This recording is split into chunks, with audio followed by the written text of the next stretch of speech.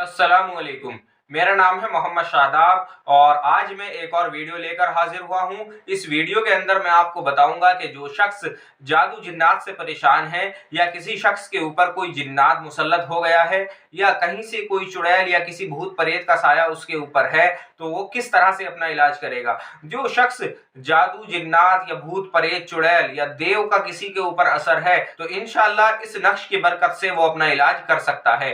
देव अगर किसी शख्स के ऊपर देव मुसल्लत होता है तो उसकी ये निशानी है कि वो शख्स बेहोशी की हालत में आ जाता है और इससे पहले की जो कैफियत होती है वो कैफियत ये होती है कि उसकी आंखें बहुत ज्यादा खुली रहती है। मिसाल के तौर पर ऐसा लगता है जैसे वो बहुत ज्यादा घूर के देख रहा है, इस तरह की कैफियत है। और उसके बाद वो बेहोश हो जाता है तो उसके ऊपर ये देव का असर है, किसी खबीज देव का असर है।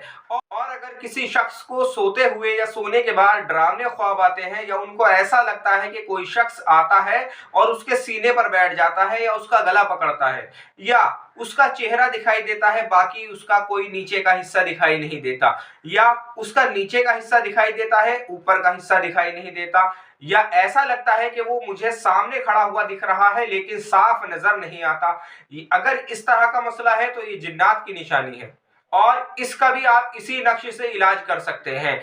और बाज मर्तबा इस तरह से होता है कि जिसके ऊपर जादू को मुसल्लत कर दिया जाता है या जादू के जरिए से किसी शैतान जिन्नात को उसके ऊपर मुसल्लत कर दिया जाता है या जादू करके उसके नाम से कोई तावीज कहीं दफन कर दिया जाता है, उसको अजीब अजीब अलामतें होती हैं।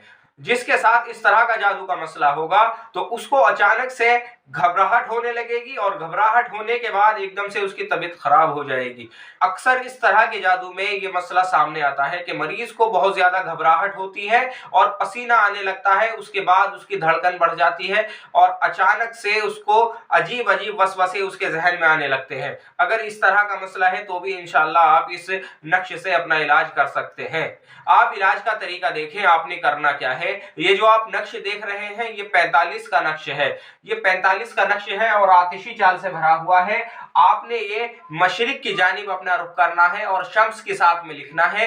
लाल पेन से आप इसको लिखेंगे, शम्स के साथ में लिखना है, मशरिक की तरफ रुख करना है और लाल पेन से आप इसको लिखेंगे। 11 फलीते आपने बनाने हैं, 11 फलीते आप इसके बनाएंगे, यानी कि 11 नक्श लिखकर आप उनको फलीते की शक्ल देंगे और इसको कड़वे तेल में आपने रोशन करना है। यानी कि एक चराग में कोई भी कड़वा तेल आप लें, जैसे नीम का तेल है, मिसाल के तौर पर आप नीम का तेल उस चराग में डालें और इस फलीते को इसके ऊपर हल्की हल्की सी रुई लपेट करके उस चराग में रख दें और इसको रोशन करें।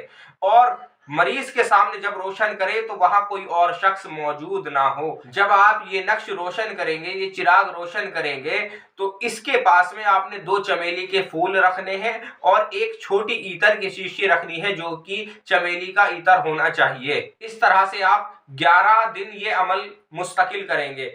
जिस शख्स के ऊपर जादू या जिन्नात का मसला होगा वो शख्स इसी तरह से 11 दिन तक करेगा। आप इसको बनाने का तरीका देखें, यहाँ से लिखा जाएगा 11, 12, 13, 14, 15, 16, 17, 18, 19 और यहाँ आपने लिखना है अक़समतु अलैकुम या जिब्राइल, अक़समतु अलैकुम या दरदाइल, अक़समतु अलैकुम या मीकाइल, अक़समतु अलैकुम या रफ़्तमाइल। इसमें मरीज का नाम और मरीज की माँ का नाम लिखने की जरूरत नहीं है क्योंकि ये किसी एक ही शख्स के सामने आपने इस्तेमाल करना है, किन्हीं 3-4 शख्स के सामने आपको इसका इस्तेमाल नहीं करना। और एक बात मैं आपको खास तौर से बताता चलूं, जब आप चिराग रोशन करेंगे और उसके पास में 2 चमेली के फूल और एक खुशबू की शीशी रखेंगे जो कि चमेली का इतर होना चाहिए, उस इतर की शीशी रखेंगे तो वो सामान आपने किसी मिट्टी की रकाबी में रखना है। मिट्टी की रकाबी आप ले लें और वो रकाबी उसके सामने रख दें या उसके पास में रख दें और उसके बाद वो चिराग जलता रहे, कम से कम आधा घंटा वो चिराग जलना चाहिए और मरीज उस जलते हुए चिराग को देखता रहे। जब मरीज को बैठे बैठे आधा घंटा हो जाए उसके बाद वो चिराग पूरा जल जाएगा और उसके दौरान जब वो जलेगा उस दौरान हो सकता है कि मरीज को कोई परेशानी हो तो वो बर्दाश्त करे। ऐसा ना होगा कि उसके बर्दाश्त से बाहर कोई परेशानी होगी। हो सकता है उसका सर में दर्द या भारीपन उसको लगे या उसका शरीर टूटने लगे, इससे ज्यादा और कुछ नहीं होगा। इंशाल्लाह इसी तरह से 11 दिन मुस्तकिल ये अमल करना है और रोजाना 2 फूल और एक शीशी रखनी है ईतर की। चमेली के फूल होने चाहिए और चमेली का ही ईतर होना चाहिए। और सुबह उस मरीज के उठने से पहले पहले कोई दूसरा शख्स उसको उठाकर दोनों फूल और वो ईतर की शीशी और वो चिराग किसी कुएं में डालकर आ जाए।